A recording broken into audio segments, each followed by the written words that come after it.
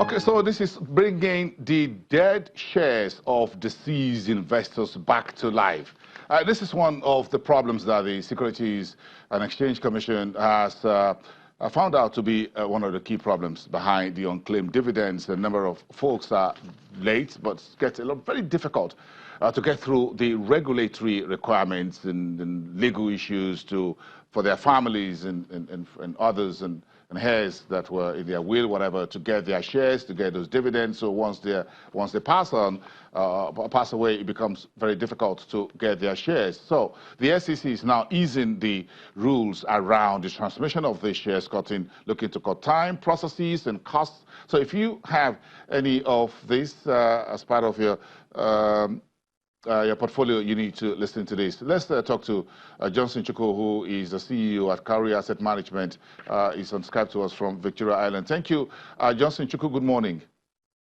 Good morning, Boston. Every day we talk about trading shares and stock prices go up, the index go down. That's for those of us who are living. But for those who are invested in the market and they've passed away, sometimes we seem to forget them in the scheme of things. This is SEC resurrecting the shares of the dead for the living.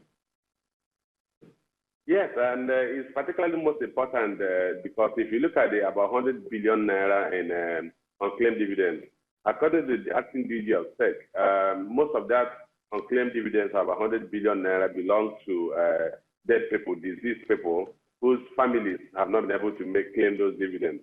So what SEC is trying to do is to make it easy for estates of disease or the heirs to disease to easily access their investment in capital markets. That way, we will encourage more people to invest in the market, because the reality is that if these funds are trapped as unclaimed dividends, they don't work for the economy.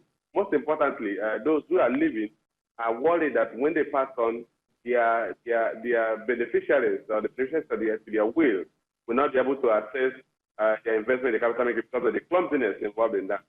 And bear in mind that when people die, their families grieve. So grief families find it difficult to go through cumbersome process to have access to the assets of the deceased. So the 3 weeks that to wait previously was a very clumsy thing at the point when such families would actually want some level of emotional support, or rather what they get from the processes that we currently have. Okay, are you encouraged, Mr. Chukwu, on the cost reduction that the SEC is looking to achieve, asking registrars to charge very limited amount of money for some of these processes? Because some of the heirs, or those who want to claim the shares of their deceased family members, husbands, wife, and all of that, are not folks who can afford hundreds of thousands. Are you encouraged by this reduction in fees? Because money is at the bottom of it all. You know, interestingly, the reduction in fees is in tandem with our cultural orientation of not imposing taxes on the estate of the deceased. Today, we don't have any tax on transfer of estate from the deceased to a heir in Nigeria, unlike you have in other countries. So the steep charges we had on the transmission of a deceased shares was a major setback to the ease of accessing those investments. I give you an instance. I just had an experience yesterday where a friend of mine who passed on 2 weeks ago, we are trying to get a letter of administration for her wife, for her family, because he died intestate. And we got a lawyer who told the wife that he's going to charge 10% of the value of the estate to get a letter of administration. That whatever is the value of the estate, once you get a letter of administration, he will charge 10%. And we said, look, this is blue murder. How do you take 10% of an estate of somebody who worked all his life and you just take for to get a letter of administration? And we say, look, call it off. Let's live for somebody else.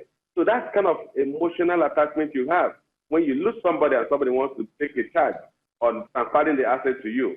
I mean, the government recognizes that, and that's why we don't have an estate tax today in the country.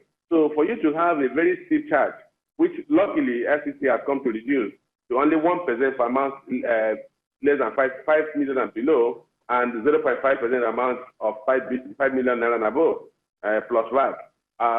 It's actually highly discouraging. Like I said, families that lose, particularly breadwinners, because breadwinners that have those investments are actually in state of grieving, and any charge you take from them is kindly very onerous for them to absorb. So for me, I think it's a very thoughtful thing that SEC thought of reducing the charge on the value of estates, of shares, or of disease from 1% to just 1% for the transmission of those shares, and above 5 million, just 0.5%.